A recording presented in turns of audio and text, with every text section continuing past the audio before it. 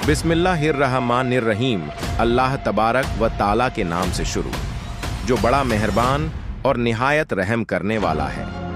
यह एक ऐसी कौम की कहानी है जिस पर अल्लाह तबारक व ताला ने अपना दर्दनाक अजाब नाजिल फरमाया और इस कौम के तमाम लोगों को बंदर बना दिया। लेकिन सवाल यह उठता है कि ये लोग बंदर बनने के बाद कितनी देर जिंदा रहे और फिर उन्हें किस कदर दर्दनाक मौत आई। जब यह लोग बंदर बन गए तो अपने अजीजो कारिब को देखकर क्या कहते थे, और क्या आज के दौर में पाए जाने वाले बंदर उसी कौम की नस्ल में से हैं? इस वाक़ये का पस मंजर हजरत दाऊद अलैहिस्सलाम की कौम समुंदर के किनारे बसे इलाना नामक गांव में रहती थी और उनकी तादाद लगभग 70,000 थी। यह कौम बड़ी ही खुशहाल थी और अल्लाह तबारक व ताला की फरमाबरदार थी। अल्लाह ने इस कौम को बेशुमार नेमतों से नवाजा था। हर तरफ हरे भरे बाग और खुशहाली थी। चूंकि यह कौम समुंदर के किनारे रहती थी, इसलिए अल्लाह तबारक व ताला का इन पर यह खास करम था कि समुंदर से बेपनाह मछलियां किनारे पर आती थीं। यह लोग मछलियों का कारोबार करते थे और बेहद खुशहाल जिंदगी गुजारते थे। लेकिन जब यह कौम अल्लाह की दी हुई नेमतों की वजह से खुशहाल हो गई तो धीरे धीरे गुनाहों में डूब गई और अल्लाह की नाफरमानी करने लगी। अल्लाह का इम्तिहान। फिर एक दिन अल्लाह तबारक व ताला ने इस कौम का इम्तिहान लेने का इरादा किया। हजरत दाऊद अलैहिस्सलाम के जरिए उन्हें हुक्म दिया गया कि वे शनिवार हफ्ते के दिन मछली का शिकार न करें।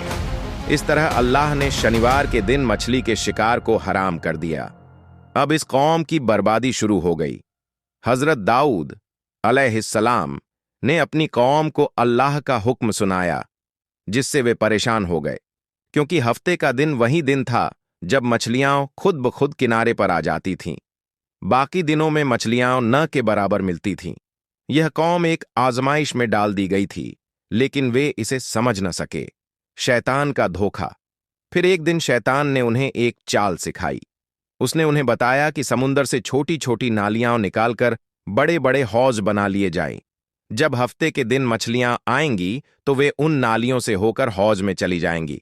फिर अगले दिन रविवार उन नालियों को बंद कर दिया जाए और आराम से मछलियां पकड़ ली जाएं।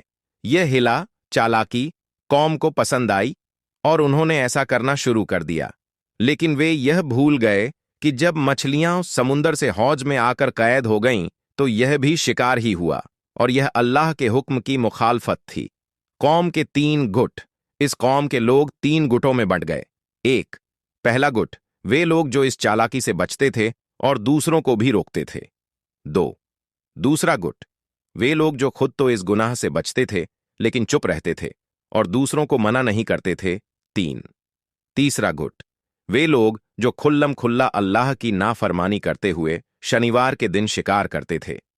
हजरत दाऊद अलैहिस्सलाम ने बार बार इस नाफरमानी से बचने की तालीम दी, लेकिन गुनाहगार लोग मानने को तैयार न थे। अल्लाह का अजाब।